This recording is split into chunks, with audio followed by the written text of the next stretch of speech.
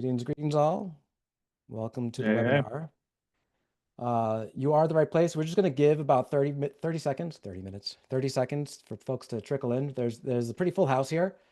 Um, so we want to make sure everyone has enough time to log on. We're going to try to keep this nice and succinct to about like 30 minutes because we value your time. Um, just while we wait for people to join, hopefully everyone's weather is nice. Mine is cold and rainy, which is perfect for Tacoma. How about everyone else? I know Grant's in LA and so is Sunny Thoreen. LA office. Can't complain. And Chapel's in Carolina.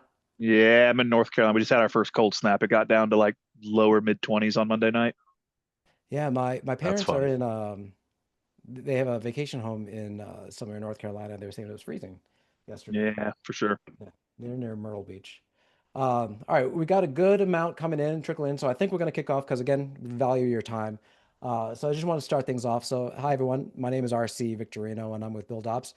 For those who are new to us, BuildOps is what we say is mission control for commercial contractors. So what that means is we're purpose built for the complexity of large scale commercial work. So think about connecting service and projects and operations all into one system of action. And pulling back a little bit for this conversation, we recently partnered with an agency called Kickstand. And what we did was surveyed over 600 commercial contractors across North America, so Canada and the States. And what we wanted to do is find a little bit more about what's happening on the job sites, things like labor shortage, things like the complexity of work, things like obviously, the buzzword du jour. I'm sure Chapel loves that of AI. Yes, Chapel's got some opinions about AI. So we're going to dive into those findings today, and to do that in the proper way, I believe, is I'm joined today by a panel of our customer success leaders. Basically, why we chose this panel is because they know firsthand. They're having conversations with folks just like you every single day, so they know firsthand what you guys are experiencing. They're going to be able to share some conversations they've had with our own customers as well. So before we dive into the report itself, I'm going to do some quick little intros. Lorraine, kick it off. Sure. Hi, folks. Thanks so much for joining. My name is Thoreen Halang. I'm one of the senior customer success managers at BuildOps. What that really means is I work with the customers to optimize their use of the program. Like, hey, let's make sure we're billing everything that we're supposed to. Let's make sure that we're getting quotes out the door and such, right? And then the other half of the job is I have this specific business problem. How do I make it fit? Mm, Right? So that's always fun. I've been doing this about 6 years, so I work with customers of all sizes, top largest ones in the state to a few mom and pops, right? So it really ranges. So thank you for awesome. having me, RC. Chapel. Yeah, Chapel Brock, also a senior CSM here with BuildOps. Been doing CS work for about 7 years, but been here for a little less than a year now at BuildOps. I'm based out of the Raleigh office in North Carolina, which you heard earlier. Excited to talk through this stuff.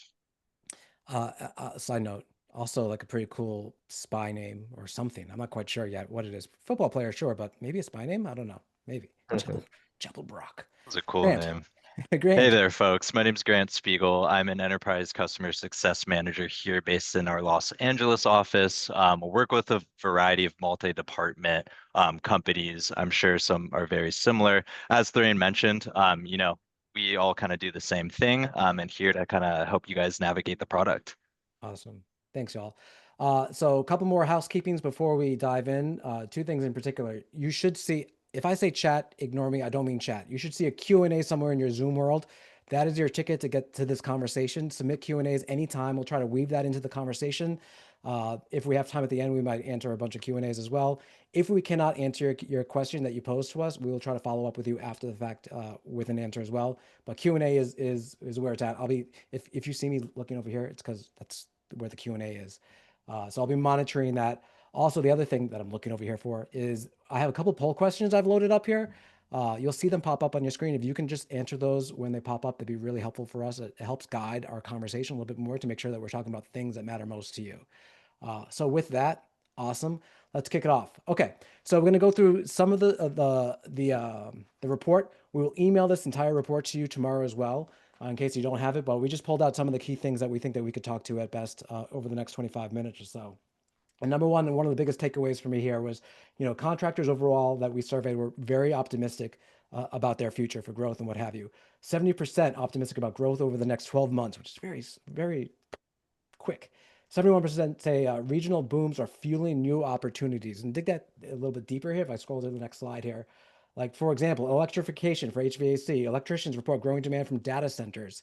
Um, so as we dive into this conversation, see what you all are hearing from on the ground, I'm going to pop up our first poll question about regional booms. You'll see that on your screen right now. So the question specifically is, are regional booms like data centers, electrification, healthcare projects, do they create new opportunities for your business? So you've got some questions. If you can respond to that, that'll help us understand a little bit more about who we're talking about. But let's kick it off. So, Chapel, have you experienced, are your customers experiencing growth like this? Yes, I do have a lot of customers who are talking about growth. They're acquiring new shops, they're expanding the number of employees. It certainly seems that despite some of like the macro trends we might be seeing in like Yeah. the real economy, Yeah. it seems that the trades specifically are still geared towards growth and continuing to expand. Certainly, at least in my bucket of clients. Grant, you had a conversation with someone recently, right? Is that I did, yeah. I would say the same as well. Within my book of business, the clients I work with, I actually recently talked to a client of mine, I think it was only 3 days ago, and she's opening up a new office. I will say one trend I have seen is some of the smaller, not necessarily these large enterprise clients, but some of the smaller clients are starting to win these bigger opportunities, work on these data centers, things like that, and they're getting these contracts that are allowing for them to expand to kind of like a new bucket that they haven't really seen before. So that's what I've seen from my book. that's interesting. So, for those of you who are diligent subscribers to the BuildOps webinars, you'll be aware of this. But for the most of you who are not, a few months ago, we had a webinar with a shop that actually is near and dear to you, one of your customers, who specializes in data centers, and we focus specifically on like on this work and how to win this work. You want to talk a little bit more about this particular customer and that work? Absolutely, yeah. So my customer, is one of the more well-known ones in the state of Colorado, and we're talking a specialty in the HVAC and mechanical of data centers, right? So really big projects, and they told me it was a record-breaking summer, right? This current one, 2025. It's just a massive amount of data centers that are coming out, right? We all can see the news articles, right, from time to time, like, Yeah. oh, AI boom. There's so many data centers all these tech companies are building, but no, it's real, right? Like these numbers are getting pumped just because of this work. And if you do recall that previous webinar with Haynes Mechanical, they talked about how to get into data centers, and Yeah. it's a lot of work, right? It's a high bar for entry, but once you're in, it's looking pretty good right now. I'm gonna, for folks in attendance and anyone who registered who's listening to this later, I will email for the email that I send out tomorrow. I will email some sort of materials related to that conversation as well, so you can see a little bit more.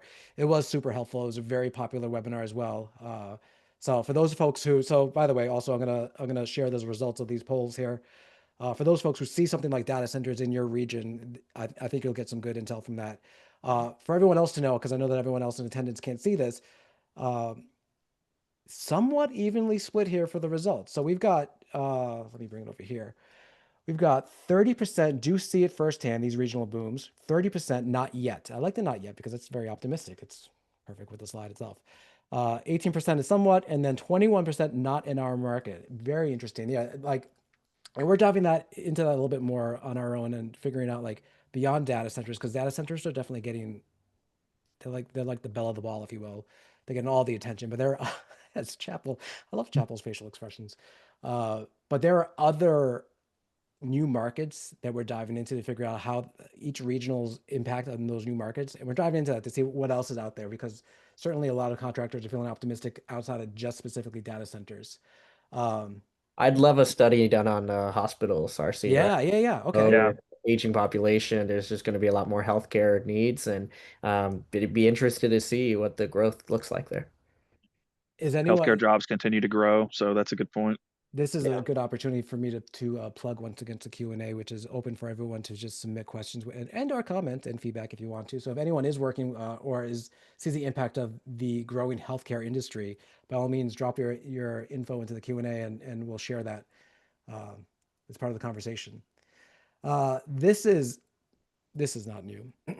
This is not surprising either. Uh, with optimism, there's still the reality of a labor gap. The labor gap exists. It's a conversation that we at Talk Track we hear a lot and share a lot. Didn't wish we had to, basically. But nearly 50%, say a quarter of their positions are unfilled. I want to call out specifically 69% report rising burnout across the team. Now, I want to call that out for one particular reason. Chapel, you and I were talking about this the other day, and you had an interesting perspective on who that means by burnout. Can you talk a little bit more about that? Yeah, so this is actually something I ran into earlier. Well, no, late last week is when it happened. Talking with a particular client, it's a pattern that I've seen pop up a lot over the past couple of months, which is the office teams also being stretched thin. This particular client, they used to have someone on their team who helped them with payroll, with reporting and analytics using BuildOps, and they don't have that person anymore. So that means that she was working a lot, and she said, and I quote, "I tap out at about 11 hours a day." And that sort of pace is something that's not sustainable in the long run. And again, I think we're seeing that happen across teams as shops try to grow, they're trying to do more. And if they can't get the right people in place, they're trying to do more with the same amount of people.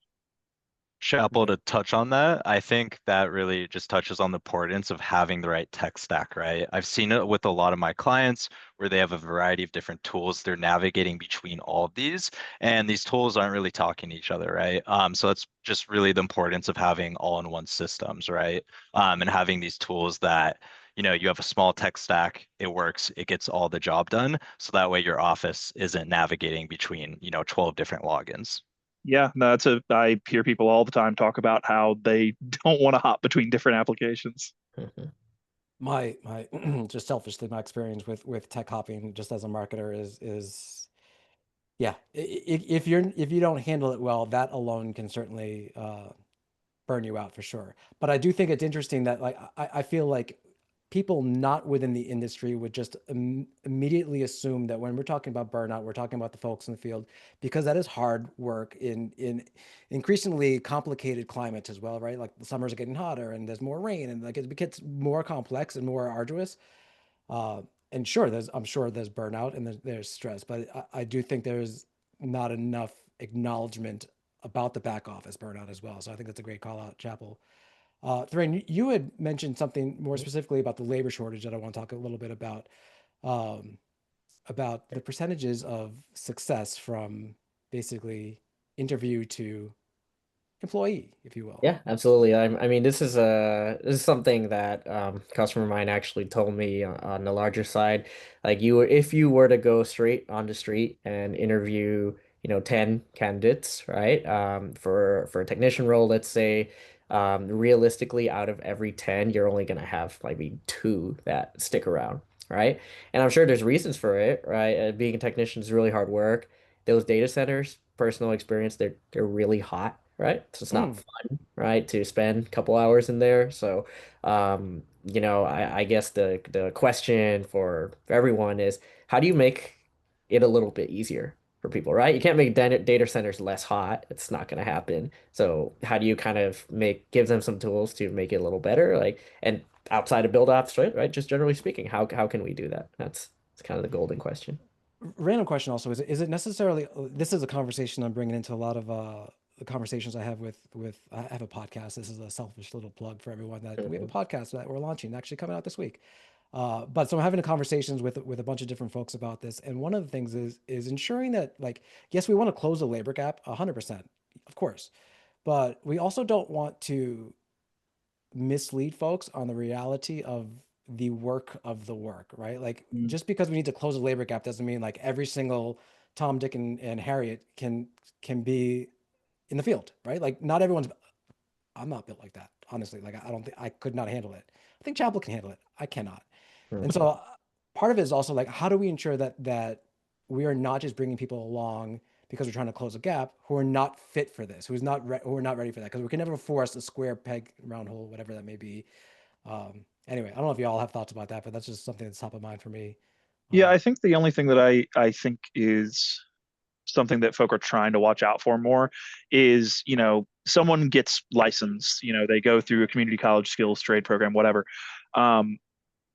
it's kind of like, and I know this is going to sound silly, this might connect with some people, but it kind of reminds me of my military service. Like you get basic training, but then you go to your unit and you continue training. And it's a Yeah. similar thing that happens depending on the shop where technician gets licensed, they get to their shop, but they still need to continue to be trained. And Yeah. to specialize, to know the specifics, to really cement the knowledge that they've already gained. And again, talking about the growth plus the labor gap, that gets harder and harder to do for shops to give the kind of quality time and training that people might need, to succeed. And I think that's becoming a bigger and bigger conversation as more and more people look towards the trades, as I think we're going to talk about later. Yeah. Yeah. Yeah. Yeah. Is that your plug for well, we don't have the physical bandwidth to train everyone we need to. Do we just want AI to do it? Right? That's a clever. That is not my plug, Therain. Uh, well, it could be the answer though, right? Just Oh, well, You're all getting involved into a conversation that Chapel has very strong opinions about. Talk a little bit more about Tutelage now. So let's talk about tech. All right. So this report found that nearly 1 in 3 leaders say outdated systems are holding them back. I'm not sure how that represents truth to you all. We'll put up a poll question in a moment. But is this surprising for you all that tech is holding people back? no, not particularly. It certainly is something that we see repeated, and some of it is really like some of these smaller shops just coming off of pen and paper and having to adapt Mhm. to technology they haven't used before. That's definitely part of it, but a lot of it is just like knowledge based. Fundamentally, technology and application like BuildOps is a dictionary of words and vocabulary and a system of functions, but that needs to be taught, that needs to be learned, Yeah. and that Yeah. that is, I think, kind of the biggest thing that's preventing people from being able to penetrate into the kind of technology that will help them. And just to call out, I did launch the second poll here just to ask, just to read it out loud. Let me pull it here. So I'm actually looking at you all. Which best describes your current setup? So it's either we've upgraded our tech recently, we're in the middle of an upgrade, we like our current tech stack, or our current system's holding us back. This gives us a good idea. And just polls responses are still coming in, but 40% of you are in the middle of an upgrade. So many of you are actively looking to, if I can make some assumptions, and we know what happens when we assume, but you all had identified that you were being held back by your current system, whether it be pen and paper, whether it be some other outdated system, what have you, and are making a change. But a good quarter, 25% of you are saying that your system is still holding us back. Now, Chapley, you mentioned pen and paper, et cetera, et cetera, but that's not the like. It's also just outdated technology. Like just because you have technology doesn't mean it's actually the right technology for you. Yeah, I saw Grant come off mute. I think he has an opinion here. Yeah, I feel like I've seen it where people for years have patched together different systems, right? Different spreadsheets and all this stuff. And, seeing that people are trying to improve their internal processes and they're getting this new tech, I feel like AI kind of is finally the chance for them to really like clean everything up, really connect all the dots there and have these systems, talk to each other. Yeah. And I'm just for the audience, Grant is like the Chat GPT master. I'm definitely a late adopter and I see this guy had already set up like all these prompts and his Yeah. GPT knows exactly what he's trying to do. I would imagine you could leverage it, right, with these newer systems and make it do things that you couldn't do in the past. Right? I'm sure Yeah. that's a possibility if you invest the time to do it. I would just say like my advice and what I've seen is really successful is if you're coming from pen and paper, right, different spreadsheets, and you're getting a tool like BuildOps, use all of the AI as possible as you're evaluating your new tech stack. And like you're pretty much starting from scratch, right? You're going from pen and paper to these new tools. Just get with the program basically, and leverage the AI. And yeah, Chapel was laughing. He might disagree, but I I think it don't just fully really disagree. I don't does fully help disagree, Grant. operational efficiency. Well, we will talk. We're actually going to talk about AI in a moment, but I do Yep. want to call Yep. out like, I mean, as a storyteller, so writing is a large part of what I do on a day-to-day basis, and obviously AI has completely. I could not imagine being a freelance writer anymore. Like I don't know how they make any money, because there's a lot that I can do so much faster with AI. But I will say, and I think that the product team out there, and maybe back behind Grant, maybe some of them are there. Be very happy to hear me say this. Garbage in, garbage out, though, right? Like even when it comes down to how I use my chat GPT, if I just told it to like write me 500 words on topic X or keyword Y, like it would be crap.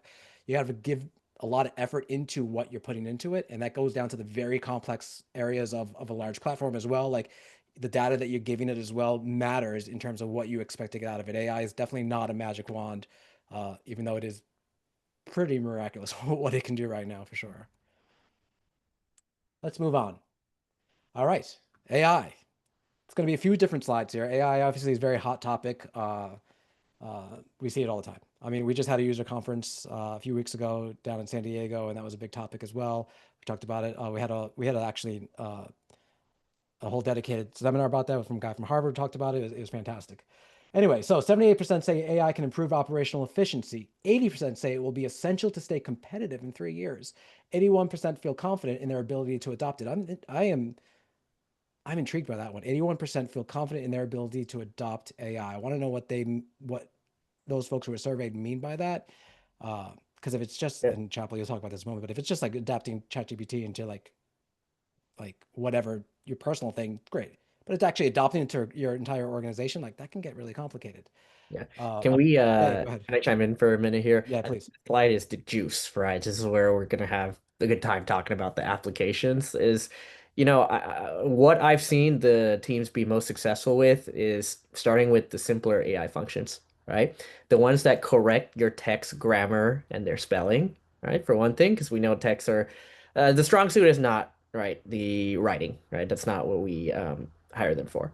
The invoice summaries, right? So that a person would have written up what you're trying to tell the customer you're billing them for, and instead you let an AI do it, right? Those things actually save time. Like I bet you what you should do is you should take a stopwatch, right? You should measure what happens if a person actually has to clean it up, right? And we all hear these things like, oh, my customer doesn't like seeing it the AI way. Oh, they don't like it. It's like, honestly, the Mm. reality is these things are happening. And yeah, the AI talks a little bit differently than I would write normally. But Grant, you teach the AI to, write a little bit more like you would and such. And then now you're saving 10 seconds each time. I mean, that kind of adds up over 100 records a day, doesn't it? It's a lot. You guys What have are the thought? other things that we can do, by the way, like the build out specifically, but like AI in general? So like, let's say that one of your texts are ESL, right? Like English is a second language. They can speak in their native language the more as comfortably as they want to, and then they can have a tool just translate it automatically into English or whatever language you need it to be. That's super useful. Yeah, super useful, right? Saves a ton of time for you in the back office. For the poor back office folks who are already burning out, as we noted earlier, like they don't have to worry about trying to translate that stuff or hound their text to do things for sure. Yeah. I'm gonna bring up the next slide because this is where Chapel's gonna get all fired up. Mhm. So right here, 78% are saying that they're using or testing AI right now. Um, do you remember why you were all fired up, Chapel, or do I need to prod you a little Well, bit? no, I recall this one. So I think we touch on a little bit more in terms of like what we're trying to do or how they're utilizing it. I think we touch on Mm, that a little bit more, but my initial view when seeing this was how are we utilizing AI? What does that mean? And I think that what Therain talked about is actually one of the really great examples of phenomenal use cases yeah, for AI. Grammar changes don't need to be perfect. right. Translations don't need to be perfect, but it saves so much time and really helps it drive efficiency. I was just curious for like the team, so to speak, the people here, like what are you using AI for? It's certainly something I'm interested in. Well. It's funny that you asked that because I got a poll question here, and I'm gonna go to the next slide as well. So of the folks surveyed, this is what they're using AI for. So the largest percentage is for estimating. Now, I shouldn't have shown this slide because I don't want it to skew the poll results, but the poll question in that's launched here is where do you see the biggest opportunity for AI in your business? So this is not necessarily that they're using it, but where they see the opportunity for it in the future. And Sure. votes are coming in right now. I'll give it another second, but I will say that uh, a good percentage are not sure yet. They don't quite know yet. Um, Oh, which is interesting because I don't think we included. Yes, it is. Sweet. Perfect. This is interesting that the majority of people right now are saying they are not sure yet of where AI will fit into their business. Because if you look at this next slide right here, uh, training is the biggest barrier to using AI. It's not trust. I'm sure I mean, I have mistrust with AI for sure. I have mistrust with a lot of different things. So whatever. Again, we won't bring up Chapel, but I think that we undersell the reality that like majority of people have accepted that AI is a part of life. AI can do incredibly amazing things for our business. The ability to scale one's efforts is like nothing we've ever seen in our, quite literally. Like that's not even hyperbole, right? But it can be complicated. So the biggest barrier right now is training. That is not surprising to me at all. But how does one get trained in AI? Do they attend a webinar? Do they Do they adopt a talk to tool? Grant? Do they talk Yeah, to Grant? Do they there. adopt? Yeah, what do they do? I will say there's a lot of resources out there. This is a good example, right? I've personally been in a back office on site with a customer, watching someone do an admin task, not through BuildOps, just pen and paper that's Mhm. taking them an hour. And I've literally signed them up for ChatGPT on the spot and like taught them. So I think it's literally just having access to the resources, doing the research on your own. If you are a company owner, maybe just having these sessions with your workers and saying like, hey guys, like has anyone talked about this AI platform? Like, do we know how to use it? And just providing simple documentation and just A/B testing, see if it helps your operational efficiency. And I I think think, sorry, RC, I if think I that may. bottom up. I think that bottom up though is a good idea though, right? Like Mhm. you mentioned, like Chapel, like talk to Grant. I think there are other grants in companies. Like maybe the business owner is not the best person to say like, here's some ideas to use AI. I found it on YouTube, Hmm. TikTok. Are you all using TikTok? But maybe there are some techs in your field who are very well versed in AI and other applications that can apply that to your business in some sort of way, right? Yeah, and building off of that, I think, two things. Number one, a credit to the people in the audience. The beginning of wisdom is admitting that you don't know, like saying that you don't know and you're not sure where that value lies is great because it means that you're open-minded to where it could go. And I think it is through exactly what Grant and RC described and exactly what we're doing here, what Thorane mentioned earlier and what I mentioned earlier is like there are these little places where we can start building efficiencies. And when we do that, when we're open to it, we're going to discover things together that are really going to drive scalability and change. Yeah, and by the way, so 31% is definitely the majority here, but not too much. Estimating is second, with 28%, office admin 25%, followed by scheduling and dispatch at 9%, and then compliance for 6%. I'm going to throw on to the next slide right here. I do have a question I'll ask in a moment, but I just want to make sure I revisit this because there is interesting conversation here. So folks who do use AI tend to be more optimistic about the future. They tend to see the opportunities for change and transformation in the trades. I bring this particular slide up because, again, calling back to the user conference we just had in San Diego. So we had Mike Rowe on stage for us, and he had some amazing things. One of the things that sticks to me is how essentially, like AI is not coming for the plumbing jobs, right? AI is coming from AI is coming for my job, and at the same time, we're spending a lot of money. Training kids and to have them pay for college they can't afford to get jobs they're never going to get so they can never pay back for the college that never got them the job to begin with. It's asinine. So I do want to say that like there is a great opportunity to bring more younger folks into the trades. uh, how do we do that? And Thorane, you mentioned something a little bit more like we'll call out specifically Blue On, and you can talk about that a little bit more, but like how to use technology to empower Yeah, folks a little absolutely. bit more. And I Go think ahead. this is actually pretty related to Christopher's question here in the Q&A. Yeah, Cool. I mean, the first one that comes top of my mind that we've worked with in the past is the Blue On right team there. They were one of the first to get into the AI for helping technicians work through the equipment they're with, right? So I'm a technician. If you made me a technician tomorrow, I wouldn't know how to fix anything, right? It's Yeah. just not going to happen, right? But if I combine it with this program that has manuals, right, to help me, but I'm chatting the thing, right? I'm literally asking it, hey, I am working on this unit Yeah. and I am stuck here. That's a very good prompt, right? Could at least get you some answers. So I think it's really that is part of the key to making people stick around, right? For one thing, if they're having a hard time in the field, other office people that may not be as experienced in the trades, right? Yeah. It could get them some speed. I will call out like this is a great example of why industry specific tooling is important for stuff like that because AI can and will hallucinate, and it doesn't like to admit that it's wrong. So it will make things up for sure. If you just brought out ChatGPT and asked the same question, things could get dicey and things could get ugly. So ensuring that you're using the right tooling that's designed for these kind of applications that are informed by and have the library of the knowledge that you need is definitely the way to go. We are at time. My gosh, that happened really, really fast. And I do want to value your all the time. So I want to make sure we let it go.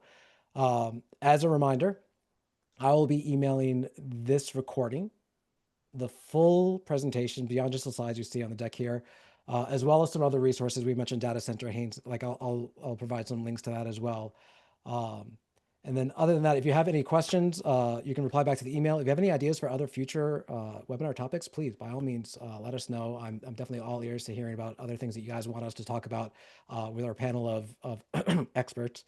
Yeah, you're all experts. Speaking of our experts, Chapel, Thorane, Grant, really appreciate your time. And to everyone else, look out for the email tomorrow. It'll be by me, RC. And thank you so much for joining. And until next time, keep building, y'all. Take it easy. Yep. Thank you, Thank you. folks.